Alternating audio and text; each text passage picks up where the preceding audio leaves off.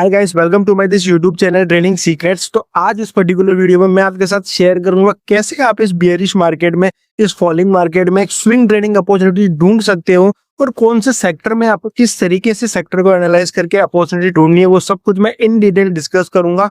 और in the end I will share one of the best ETF जो एक अच्छे खासे करेक्शन में आ चुका है और वो उस पर्टिकुलर ईटीएफ ने लास्ट के 15 इयर्स में अच्छे खासे रोलिंग रिटर्न आपको जनरेट करके दिया है। तो बने रहना till and because this particular video will be very informative और आपके इन्वेस्टमेंट में एक अच्छा खासा आपको अल्फा दे सकती है। वैसे अगर मैं निफ्टी का चार्ट देखूं on the monthly time frame में, तो आप देखोगे कि निफ्टी है ऑलमोस्ट 15% के करेक्शन में। तो ठीक है, अभी मुझे पता है कि मार्केट अच्छे खासा फॉल कर रहा है, ठीक है, तो मैं कोई भी स्टॉक्स में स्विंग ट्रेडिंग अपॉर्चुनिटी नहीं ढूंढ सकता because stocks are subject to the news.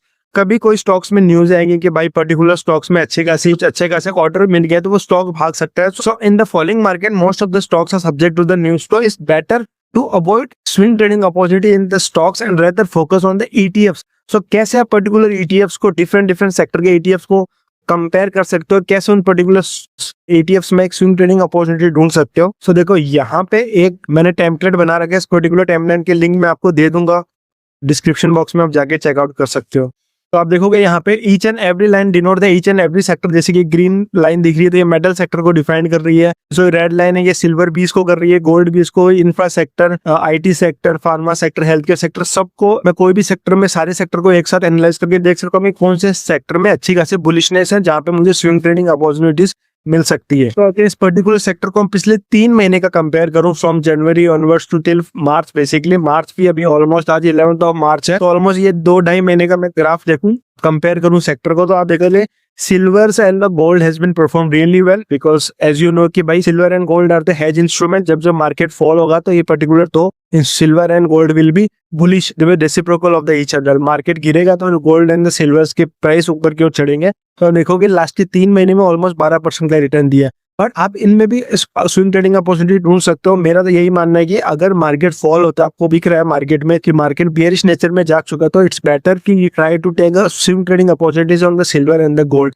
सो अगर आप मेटल सेक्टर को देखोगे तो metal sector has been generated close to 4% of return in this particular quarter. तो यहाँ पे मेटल सेक्टर में कहीं ना कहीं बुलिशनेस है। Except this metal sector, each and every indices, each and every sectors सारे के सारे यहाँ पे नेगेटिव रिटर्न दिए हैं। तो ऑफकोर्स यहाँ पे metal sector is of course bullish as compare to other sector. तो मैं यहाँ पे मेटल सेक्टर के ईटीएफ में स्विंग ट्रेडिंग अपॉर्चुनिटी ढूंढ सकता हूँ। ओके, नाउ कैसे ढूंढना है मैं आपके साथ शेयर करता हूँ। देखो, मुझे यहाँ पे मेटल सेक्टर का ईटीएफ लेना है, तो यहाँ पे मेटल में देखूंगा तो यहाँ पे मुझे 2 ईटीएफ दिख रहे हैं मेटल सेक्टर के। एक इन दोनों को मैं अगर अपने ऐड कर लूं विश लिस्ट में, तो आप देखोगे कि this is the metal ETF. अगर आप मेटल ईटीएफ में देखोगे तो यहाँ पे एक स्विंग ट्रेडिंग अपॉर्चुनिटीज कहीं ना कहीं है यहाँ पे, तो देख सकते हो आप। ये 1 आवर का टाइम फ्रेम है, तो आप देखोगे कि once this particular candle closes about this trend line, तो मैं यहाँ पे पुलिश हो सकता हूँ। यहाँ पे एक स्विंग ट्रेडिंग अपॉर्चुनिटी है and I can put my target till this higher highs. Okay, यहाँ पे एक अच्छी खासी अपॉर्चुनिटीज है। तो इस तरीके से आप इस पर्टिकुलर जोन में ट्रेड कर सकते हो। अब मैंने स्टॉक क्यों नहीं पिक किया, क्योंकि मेटल सेक्टर के ऊपर जा रहा है तो मैं कोई ना कोई मेटल का स्टॉक्स ले लूं। देखो गाइस, स्टॉक्स मैंने जैसे बताया सब्जेक्ट टू न्यूज। हो सकता है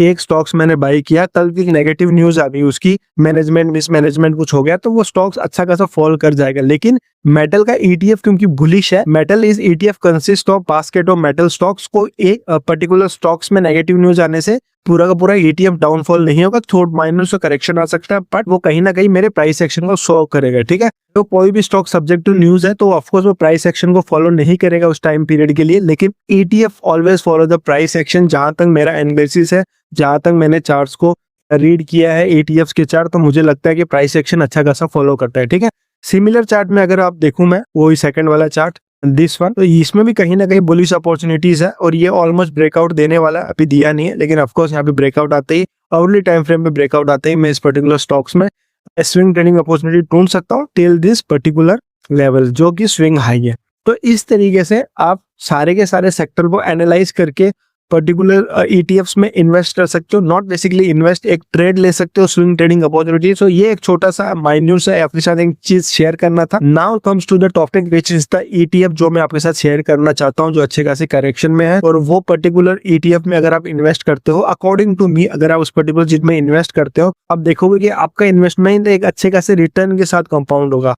so without wasting any time, मैं अगर वो पर्टिकुलर ईटीएफ के बारे में बात करूं तो this is basically Motilal Oswal Nasdaq 100। ठीक है, इस चार्ट मैंने लगा लिया एंड मैं of course overly chart frame monthly time frame लगा लेता हूँ। तो अब मंथली टाइम फ्रेम देखोगे, this is the chart of Motilal Oswal Nasdaq 100। जो मुझे काफी टाइम से जानते हैं उनको पता है ये पर्टिकुलर ETF में मैंने कितना, मैं बिलीव करता हूँ कितना अच्छा खासा अमाउंट मैंने इन्वेस्ट किया एंड इसने ऑलमोस्ट, अगर मैं आपको आप चेक कर लेना, आप खुद मैनुअली चेक कर लेना, मैं रोलिंग रिटर्न्स की बात कर रहा हूँ, मैं यहाँ पे कैगर की बात ही नहीं कर रहा हूँ, रोलिंग रिटर्न्स की बात कर रहा हूँ। रोलिंग रिटर्न्स क्या होता है उसके बारे में इन डिटेल वीडियोस बनाइए, देख लेना। इस पर्टिकुलर ETF ने 2011 से लेके 2025 तक ऑलमोस्ट 14 इयर्स का टाइम पीरियड है, मोटा मोटी 15 इयर्स का टाइम पीरियड है।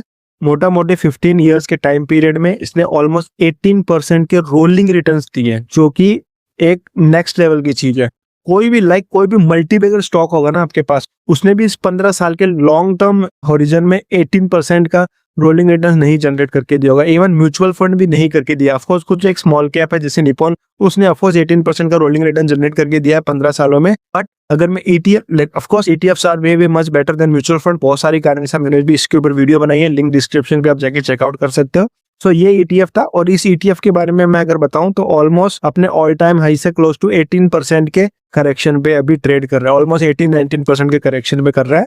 एंड पर आप देखोगे ना, ये इसमें है क्या मोतीलाल ओसवाल, ये तो मैं शॉर्ट में रहता हूँ। As name suggest Nasdaq 100 top 100 कंपनियां है किसकी, अमेरिकन कंपनियां, American tech companies. And you know कि आने वाला time tech and artificial intelligence का है as per the many big experts. So of course tech, American tech companies plus Indian giant companies जो इंडिया की निफ्टी 50 कंपनी है, उन दोनों का आप कह सकते हो कॉम्बिनेशन है, मिश्रण है इस पर्टिकुलर ETF में। दैट्स द रीजन ये पर्टिकुलर ETF कंटिन्यूसली ऊपर की ओर मूव कर रहा है। और ये जो आपको रेड कैंडल दिख रही है ना, ये कुछ ना कुछ क्राइसिस, जैसे कि ये कोरोना क्राइसिस था, ये 2022 का क्राइसिस था, 2022 में जो डाउनफॉल आया था उसका मूवमेंट था। और अभी तक ये पर्टिकुलर फॉल तो इसने अभी शो ही नहीं किया, ऑलमोस्ट 18% का करेक्शन है। तो of course it's a best opportunity for you. मैं नहीं कह रहा, मेरे कहने पे आपको बाई नहीं करना है। Of course you should consult with your financial adviser, खुद को रिसर्च करनी है। बट अकॉर्डिंग टू मी, एक ये मेरी तरफ से आपको सजेशन है कि if you want to invest और if you want to invest for your child basically, so कोई भी म्यूचुअल फंड छोड़ो, कोई भी ETF, कोई भी स्टॉक छोड़ो, स्टॉक्स में तो इन्वेस्ट ही मत करो, because stocks are subject to news.